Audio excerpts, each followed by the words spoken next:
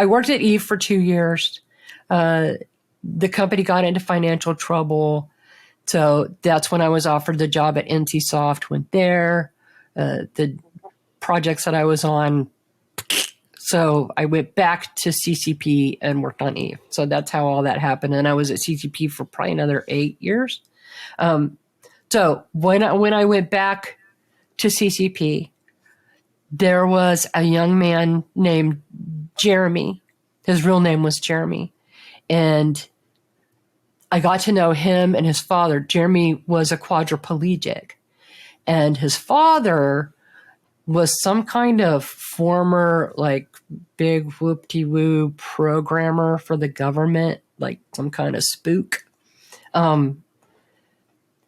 Jeremy's dad, because Jeremy was part of an accessibility community, and Jeremy's dad went in and set up a certain area of space to where Jeremy and his friends could use voice commands to move around, because he couldn't even use like a trackball or anything.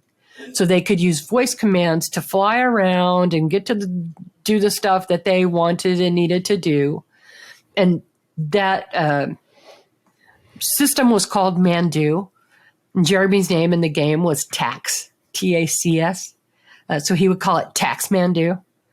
And just flew around, and he told me that he loved Eve because he could fly like an eagle. And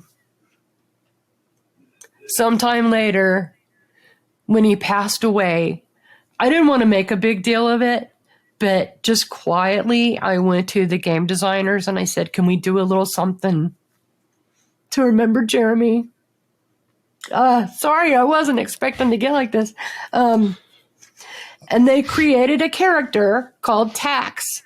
And you could go to Mandu and you could find Tax, and he would just give you, some little quest to do. It never said anything about Jeremy or that Jeremy had passed away. And just made him I sent immortal. sent these screenshots to Jeremy's dad. He was very thankful.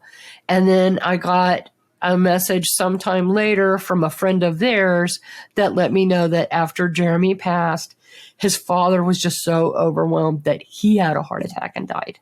But I think about those two guys that I never met, but I think about them a lot.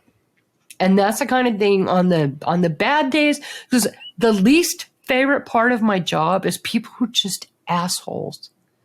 They're just mean to be mean. They take advantage of other people. I got no time for that.